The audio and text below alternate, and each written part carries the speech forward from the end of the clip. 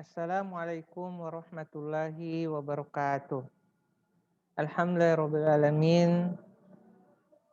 Arsalalah surahu bil huda wa dinil haq. Asyhadu an la ilaha illallah wa asyhadu anna muhammadan abduhu wa rasuluh. Apa kabar teman-temanku sekalian? Apa kabar anak-anakku sekalian? Insya Allah kalian tetap dalam keadaan sehat walafiat sampai dengan hari ini. Semoga anak-anak hebat dan orang tua tetap dalam keadaan sehat dan tetap dalam lindungan Allah Subhanahu wa taala. Oke, pada kesempatan ini kita bertemu lagi dengan mata pelajaran Al-Qur'an Hadis, yang mana pada kesempatan kali ini kita akan membahas tentang surah Al-Qadar. Jadi anak-anakku sekalian, insya Allah kalian bisa mendengarkan penjelasan saya, dan saya berharap walaupun anak-anakku sekalian masih tetap belajar daring atau jarak jauh, kalian tetap semangat dan kita sama-sama berdoa kepada Allah Subhanahu wa taala agar pandemi ini yang sudah mau 1 tahun lagi, pas tanggal 22 Maret itu kita sudah setahun di rumah ya, pas itu kita libur sudah setahun. Insya Allah pandemi ini bisa secepatnya akan berakhir dan kita akan belajar tatap muka seperti biasanya. Amin ya robbal alamin. Sebelum saya memulai pembelajaran pada kesempatan kali ini, saya berharap ketika diberikan tugas untuk anak-anakku sekalian, agar secepatnya dikerjakan, jangan sampai lewat deadline atau lewat dari batas pengiriman tugas atau lewat dari penguploadan tugas yang ada di e-learning. Saya berharap kerjasamanya untuk anak-anakku sekalian, tugas yang saya berikan ini agar secepatnya dikerjakan setelah pembelajaran pada hari ini. Oke, anak-anakku sekalian.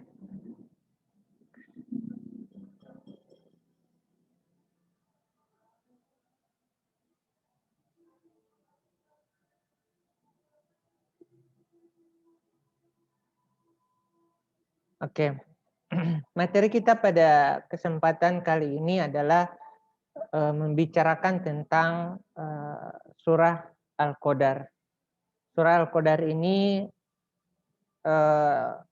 saya berharap anak-anakku semua sudah hafal, karena ini hafalan kalian ketika kelas 1. Dan ini surah Al-Qadar ini sangat gampang dan mudah. Ini hanya beberapa ayat saja. Jadi saya berharap anak-anakku sekalian sudah menghafal surah Al-Qadar tersebut. Oke. Pada kesempatan kali ini saya berharap materi ini bisa dipahami dengan secara baik-baik, dicermati dengan semaksimal mungkin agar kalian bisa menambah pengetahuan tentang surah Al-Qadar.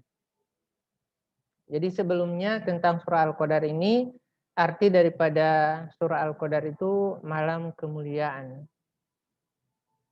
Berbicara tentang malam kemuliaan, ini terjadi pada bulan Ramadan. Insya Allah kita berdoa bersama keluarga. Insya Allah sebentar lagi kita akan menghadapi bulan suci Ramadan. Kita diberikan kekuatan dan kesehatan untuk bisa menjalankan ibadah bulan suci Ramadan. Kenapa surah Al-Qadar artinya malam kemuliaan dan berkaitan dengan bulan Ramadan? Karena surah Al-Qadar ini diturunkan oleh Allah Subhanahu wa taala, pada bulan suci Ramadan. Ini yang namanya malam kemuliaan itu hanya datang sekali dalam setahun. Jadi untuk lebih jelasnya ini berkaitan juga dengan tentang turunnya Al-Quran. Yang akan kita bahas di sini ada beberapa indikator.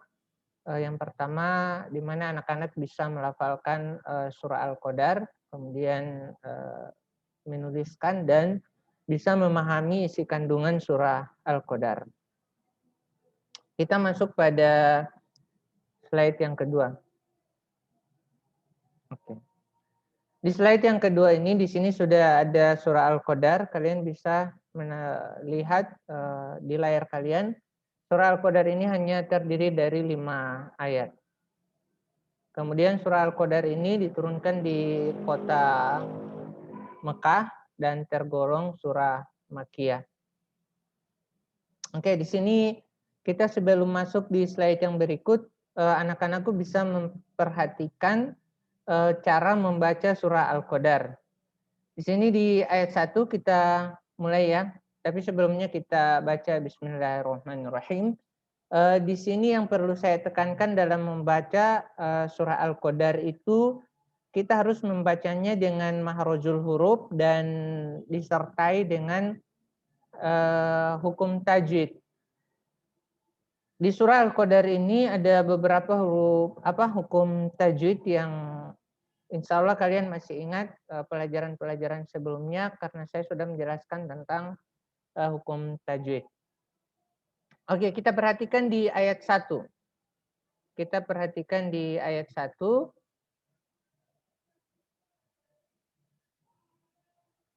Surah Al-Qadar ayat 1 di sini inna ini panjangnya 6 harokat dan dia nun tasjid ini termasuk gunna. Gunna ini di apa?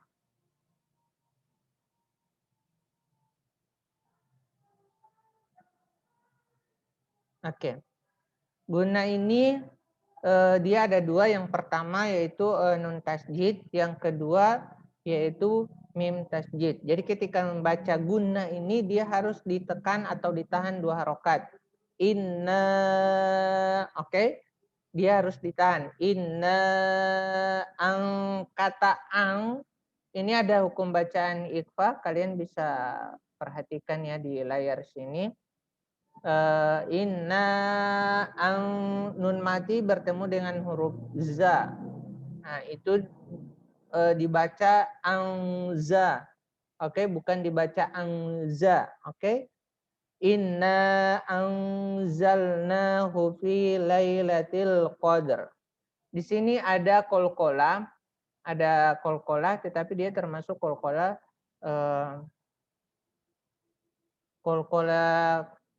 sugro. Kenapa qalqalah sugro? Karena memang dia terletak pada bagian-bagian akhir daripada ayat, akan tetapi di sini juga di bagian terakhir itu ada huruf ro. Yang dimaksud dengan qalqalah sugro itu dia bacanya terletak di tengah. Oke. Kita lanjut di ayat kedua ya. Ayat kedua wama ad. Ini ada qalqalah huruf da. Ini kalian bisa perhatikan wama adraka ma lailatul qadar. Jadi cara membacanya seperti itu. Di sini kita perhatikan ada qalqalah di ayat 2 di huruf da ada ro, kemudian al-qadar. Oke. Kemudian kita masuk di ayat yang ketiga Lailatul Qadr. Ini lagi qalqalah ya, qalqalah sugro terletak di tengah ayat. Lailatul Qadri khairum min alfisah. Di kata khairum sini ini ada hukum bacaan idgham. Ini jangan dibaca khairun, jangan ya. Jadi bacaan yang benar itu adalah khairum min alfisah. Kemudian kita masuk di ayat yang keempat. Ayat yang keempat yaitu tanazzalul malaikatu warruhu fiha biizni rabbihim min kulli amr. Di sini ada kata min kulli. Di sini ada nun mati bertemu dengan huruf kaf. Ini hukum bacaannya adalah ikhfa hakiki. Oke. Di sini terdapat ikhfa hakiki nun mati bertemu dengan huruf kaf. Kemudian yang terakhir salamun. Salamun hiya hatta matla'il fajr. Salamun ini, kata salamun ini dia hukum bacaannya ijhar khalqi.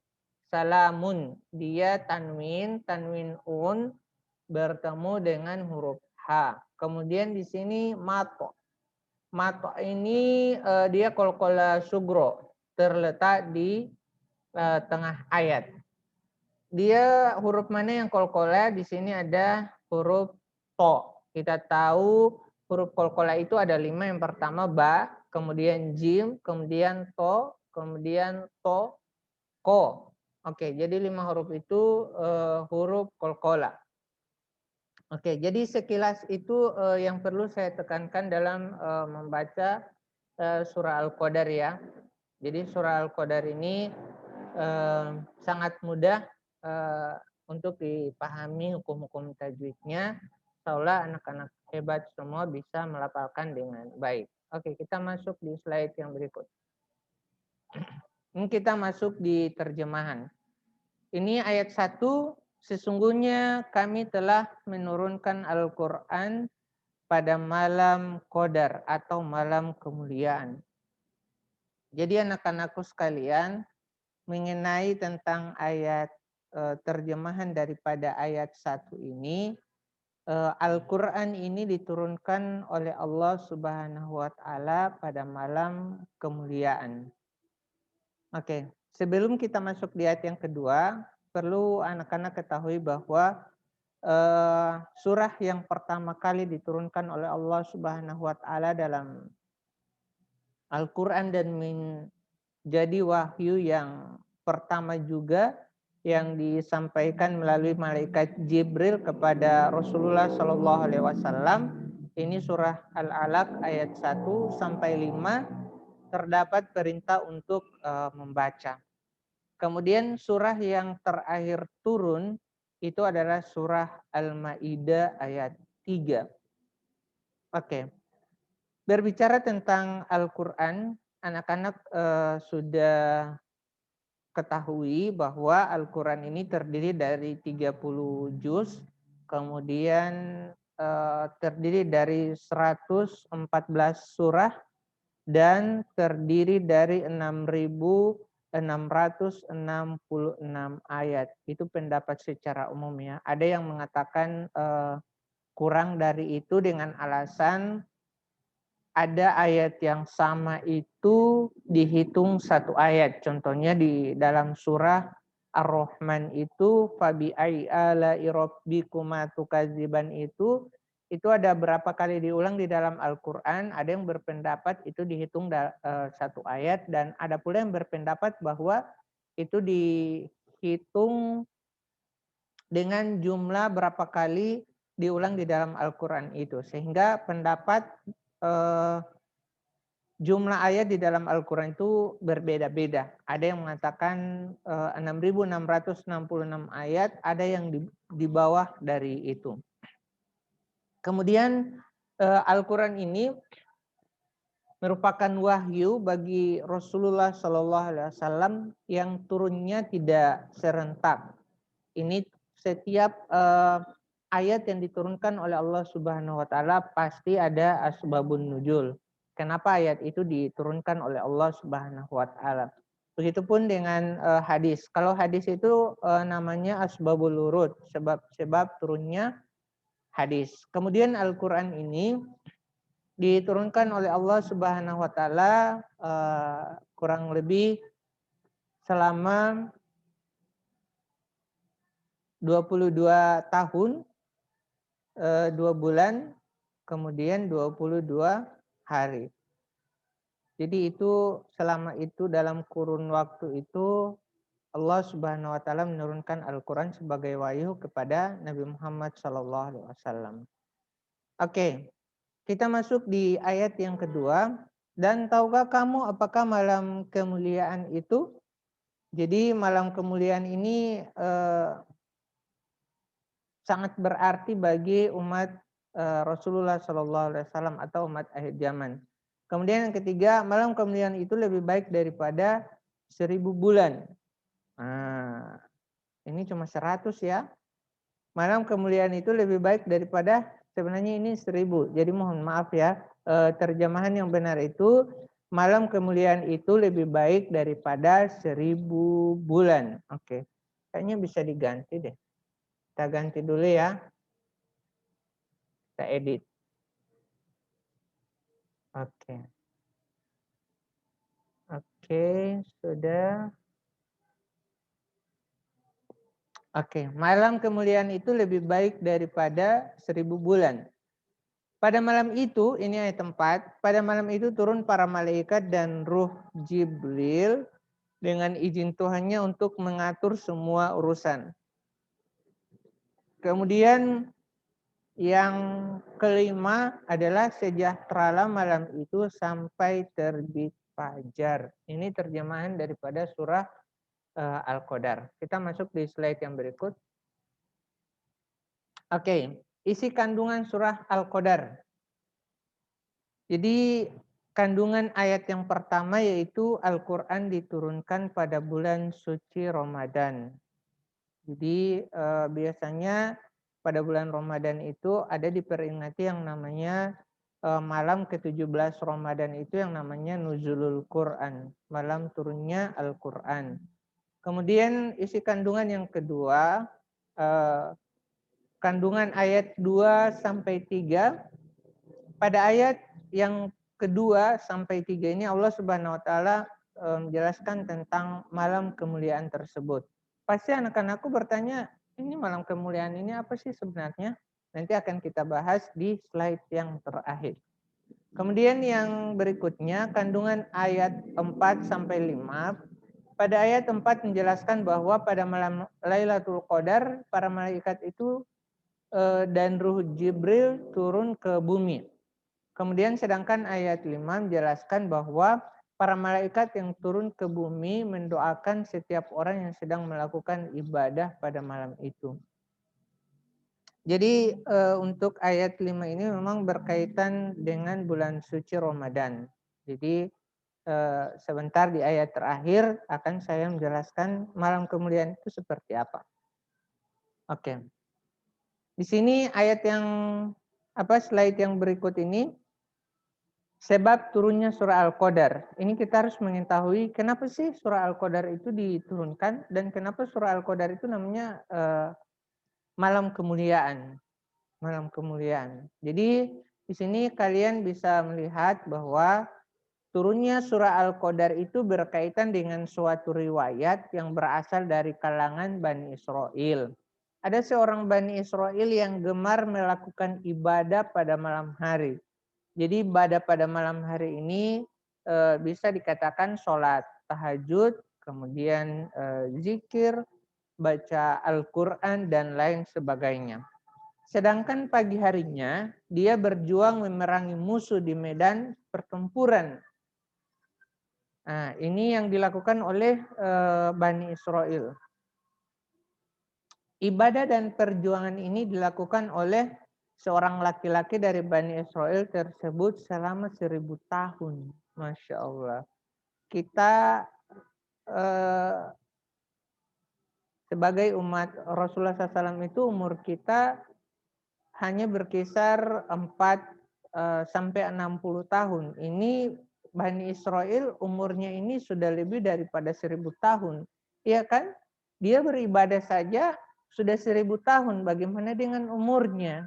Iya kan? Logikanya seperti itu. Jadi kita umat Rasulullah SAW ini hanya berkisar antara 40, 50 atau 60 tahun umurnya.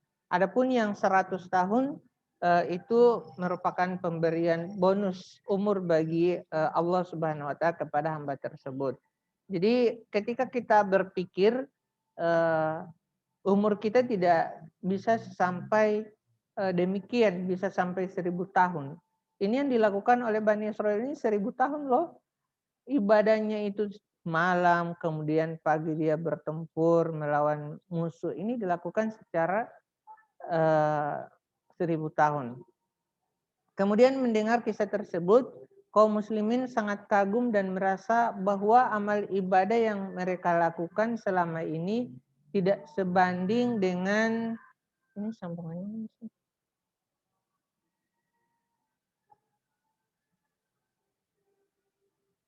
Bentar ya.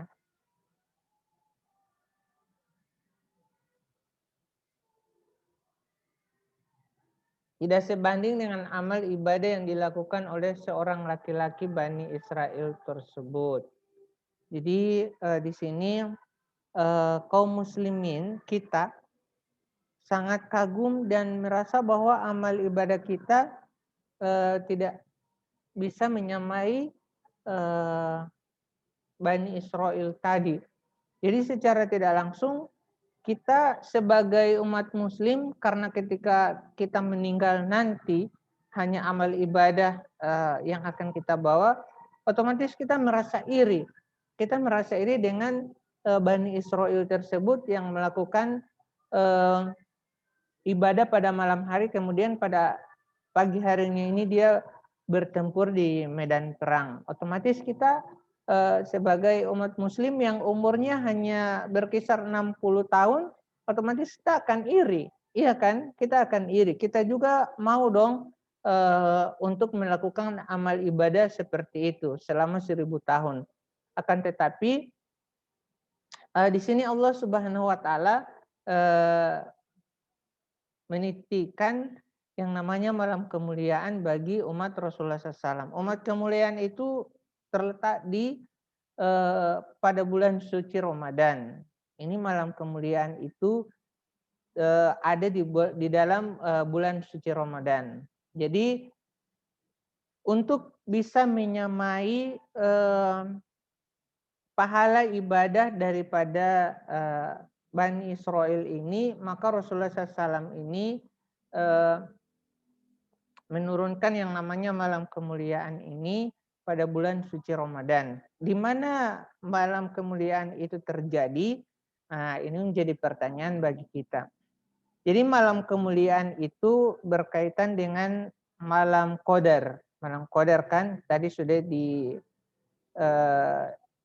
disebutkan di dalam ayat. Nah, malam kemuliaan ini terjadi pada 10 Ramadan terakhir. Oke, jadi malam kemuliaan ini akan terjadi pada 10 malam terakhir pada bulan suci Ramadan. Oke. Kemudian malam kemuliaan ini akan terjadi pada malam-malam ganjil. Malam-malam ganjil itu contohnya seperti ini. Jika bulan Ramadannya 30 hari atau 1 bulan pas ya, jika 30 hari maka malam yang ganjil itu terjadi pada malam 21 Ramadan, 23 Ramadan, 25 Ramadan, 27 Ramadan, 29 Ramadan. Jadi malam-malam ganjil itu yang saya sudah sebutkan tadi, di situ akan terjadi yang namanya malam kemuliaan. Saya tidak tahu dia terjadi di malam yang ke-21, 23, 25, 27 atau 29. Kan tetapi itu sudah pasti terjadi bahwa malam kemuliaan itu terletak pada malam-malam yang ganjil. Oke, jadi tadi malam-malam yang ganjil saya sudah sebutkan kalau puasanya genap 30 hari. Akan tetapi kalau Ramadannya hanya 29 hari, maka malam kemuliaan itu terjadi pada malam ke-21, 20 malam ke-20, kemudian malam 22, kemudian malam 24, malam 26, kemudian malam ke-28. Itu kalau bulan Ramadannya hanya 29 hari. Oke, untuk mendapatkan kemuliaan itu, untuk mendapatkan malam kemuliaan itu harus dilakukan mujahadah atau bersungguh-sungguh dalam beramal kebajikan. Maka pada malam itu sudah dijelaskan bahwa pada malam itu akan turun para malaikat dan Ruh Jibril datang ke dunia untuk mengatur urusan pada malam itu. Jadi ketika pada malam-malam ganjil ataupun malam yang selain ganjil, kita dianjurkan ini beribadah kepada Allah Subhanahu wa taala. Kita ini dianjurkan selalu beribadah kepada Allah Subhanahu wa taala, salat tahajud, baca Al-Qur'an, zikir, banyak bersedekah. Maka jika Allah berkehendak kepada seorang hamba siapapun yang beribadah pada malam bulan suci Ramadan dan mendapatkan malam kemuliaan itu, maka pahalanya itu setara dengan 83 tahun beribadah. Hanya kita dapatkan satu malam itu. Kalau kita memang mendapatkan atau ingin mendapatkan malam kemuliaan itu pada bulan suci Ramadan, maka manfaatkan dengan sebaik-baiknya untuk beramal agar kalian mendapatkan malam kemuliaan yang dijanjikan oleh Allah Subhanahu wa taala yang pahalanya setara dengan 83 tahun beribadah. Jadi kalau setiap tahunnya kita mendapatkan pahala beribadah selama 83 tahun setiap tahunnya selama kita hidup, maka kita bisa menyaingi pahala yang amal yang dilakukan oleh seorang Bani Israel tadi yang selama 1000 tahun. Jadi jangan bersedih bahwa umur kita hanya 60 tahun. Bagaimana kita bisa menyaingi amal yang dilakukan oleh Bani Israel? Itu gampang. Allah sudah memberikan kita pilihan untuk meraih malam kemuliaan itu pada setiap bulan suci Ramadan. Yang mana kalau kita mendapatkan malam kemuliaan itu dia setara dengan 83 tahun beribadah. Hanya didapatkan satu malam jika kita bersungguh-sungguh. Jika kita mendapatkannya, Masya Allah, itu setara dengan 83 tahun beribadah. Umur kita pun tidak sampai demikian. Ada yang cuma umur sekian 30 atau 40, 50 lah sudah meninggal. Jadi ketika seumur hidup kita satu kali mendapatkan malam kemuliaan itu sudah luar biasa. Jadi anak-anakku sekalian, insya Allah dalam menghadapi bulan suci Ramadan, insya Allah kalian bersama keluarga tetap dalam keadaan sehat dan dipanjangkan umur, bisa bertemu dengan bulan suci Ramadan dan bisa berkumpul lagi dengan keluarga tercinta. Jadi anak-anakku sekalian, itu mengenai penjelasan tentang malam kemuliaan yang digambarkan atau yang sudah ada di dalam Al-Quran surah Al-Qadar. Oke, kita lanjut ke slide yang berikut. Oke, di slide yang terakhir ini berisi tentang tugas. Tugas K4, kalian tahu bahwa itu keterampilan. Ini melafalkan surah Al-Qadar beserta terjemahannya dalam bentuk video. Kemudian dijapri ke saya, ke WA atau Telegram ya, boleh. Batas upload itu Sabtu tanggal 6 Maret. Oke, batas upload itu tanggal 6 Maret. Jadi saya berharap tugasnya cepat dieksekusi atau cepat ditindaklanjuti. Dan untuk pembahasan materi lebih dalam lagi, kalian bisa bertanya melalui kolom komentar ya. Dan insya Allah saya juga akan melakukan Zoom supaya anak-anak jika ada materi yang belum dipahami bisa ditanyakan langsung. Oke anak-anakku sekalian, sekian dulu pembelajaran kita pada kesempatan kali ini insya Allah bisa dipahami dengan sebaik-baiknya, dan insya Allah pada bulan Ramadan nanti kita bisa memanfaatkan waktu dengan sebaik-baiknya untuk beramal kepada Allah Subhanahu wa taala. Dan jangan lupa tetap menjaga kesehatan dengan melakukan 3M, mencuci tangan dengan sabun, menjaga jarak dan memakai masker. Oke. Jadi sekian dulu dari saya. Assalamualaikum warahmatullahi wabarakatuh.